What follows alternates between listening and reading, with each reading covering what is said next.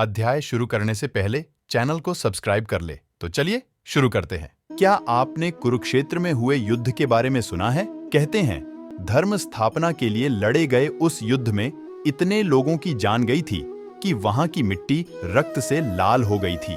क्या आप जानते हैं कि युद्ध से होने वाले विनाश के बारे में सोचकर जब राजकुमार अर्जुन को दुख और मोह ने घेर लिया था, तब श्री कृष्ण ने उनसे क्या कहा था? आखिर क्यों लड़ा गया था वो युद्ध? क्या उद्देश्य था उसका? भगवद गीता का मतलब है भगवान द्वारा गाया हुआ गीत। इस पवित्र ग्रंथ की गहराई को समझना इतना आसान नहीं है। कई ज्ञानी कहते हैं कि भले ही ये युद्ध कुरुक्षेत्र की भूमि पर अस्त्र शस्त्र से लड़ा गया था, लेकिन इसमें दिए गए संदेश का मकसद हमें ये समझाना है कि हमारा मन भी कुरुक्षेत्र की तरह एक रणभूमि है, जहां लालच, मोह, गुस्सा, वासना आदि कौरवों की तरह 100 अवगुण बसते हैं, जिन्हें हमें अपनी पांचों इंद्रियों, जो 5 पांडव के प्रतीक हैं, को काबू में करके हराना होगा। तभी हम एक सुखी जीवन जी सकते हैं और मुक्ति पा सकते हैं। श्री कृष्ण हमारे मन की आवाज या आत्मा या कॉन्शियसनेस का प्रतीक हैं, जो दुविधा के वक्त सवालों का जवाब देकर हमारी मदद करते हैं। हर इंसान अर्जुन का प्रतीक है, जो दुविधा में घिरा हुआ है। श्रीमद् भगवद गीता उपदेश नहीं देती, बल्कि इंसान को जीवन जीने का सही तरीका सिखाती है। ये अमृत रूपी ज्ञान किसी एक धर्म तक सीमित नहीं है। इसमें श्री कृष्ण ने पूरी सृष्टि के लिए कई अनमोल बातें बताई हैं, जिन्हें अगर अपने जीवन में उतारा जाए तो हम अनगिनत समस्याओं से बच सकते हैं।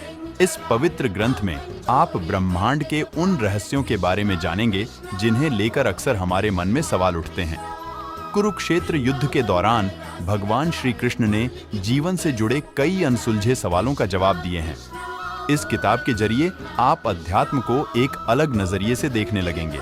इसमें बताई गई बातें आज भी बिल्कुल सटीक बैठती हैं, क्योंकि इंसान का मन अब भी उन्हीं विकारों और दुविधाओं से जूझ रहा है, जैसे हजारों साल पहले जूझ रहा था, और इसका कारण है अज्ञानता।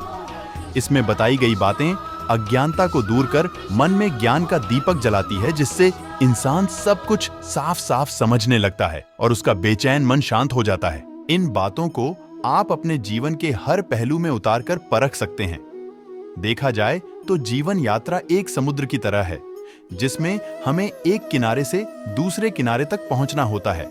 तूफान और लहरें वो चुनौतियां हैं जिनका सामना हमें इस सफर के दौरान करना पड़ता है, और यह पवित्र ग्रंथ, जो समय और काल चक्र से परे है, वो नाव है जो हमें सही रास्ता दिखाती है, निराशा और अंधकार में डूबने से बचाती है।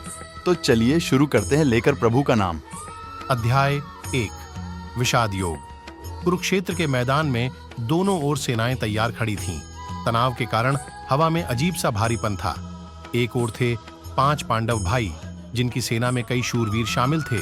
दूसरी ओर थे 100 कौरव भाई, जिनकी सेना कई महारथियों से सजी थी, और श्री कृष्ण की नारायणी सेना ने उनके बल को और भी बढ़ा दिया था।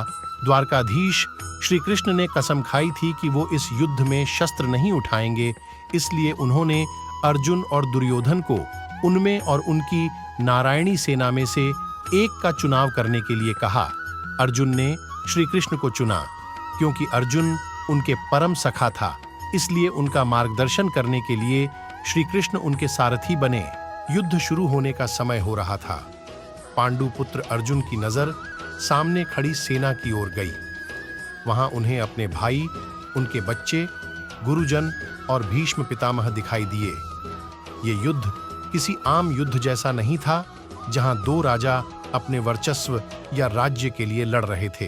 ये युद्ध, जो धर्म युद्ध के नाम से जाना जाता है, एक ही परिवार के लोगों के बीच के संघर्ष की कहानी है, जिसका जन्म लालच और अहंकार के कारण हुआ था। दोनों पक्ष अपने दुश्मन को गौर से देख रहे थे। उन्हें हर ओर अपने दिख रहे थे। कहने को वो चचेरे भाई थे, लेकिन सत्ता के लालच में कौरवों की आंखों पर पर्दा पड़ गया था। धृतराष्ट्र और पांडु 2 भाई थे। धृतराष्ट्र के 100 पुत्र थे, जिनमें दुर्योधन सबसे बड़ा था। उसमें अहंकार और लालच कूट कूट कर भरा था। कहते हैं कि वो इतना दुष्ट और अधर्मी था कि उसके जन्म के समय प्रकृति भी उदास हो गई थी। पांडु के 5 पुत्र थे। पांडव जो धर्म के रास्ते पर चलने वाले लोग थे। दुर्योधन पर सम्राट बनने का जुनून सवार था। वो हर हाल में इस युद्ध में पांडवों को हराकर अपनी जीत चाहता था। न उसे निर्दोषों की जान की परवाह थी, न अपने भाइयों को खोने का गम। उसे पूरा यकीन था कि भीष्म पितामह, अंगराज कर्ण, अश्वत्थामा और गुरु द्रोणाचार्य जैसे महारथियों का साथ होने से उसकी जीत निश्चित थी। लेकिन उसके विश्वास के विपरीत जीत तो पांडवों की होनी थी, क्योंकि श्री कृष्ण उनके पक्ष में थे।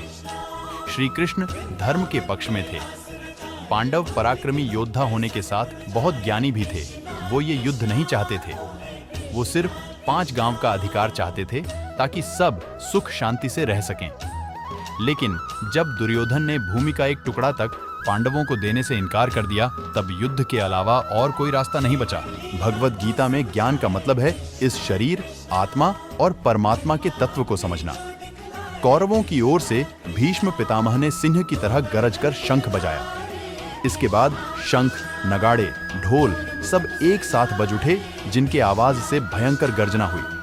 दूसरी ओर सफेद घोड़ों से सजे अलौकिक और दिव्य रथ पर बैठे श्री कृष्ण और अर्जुन ने शंखनाद किया। उनके पक्ष में बाकी भाइयों ने अलग अलग दिव्य शंख बजाए।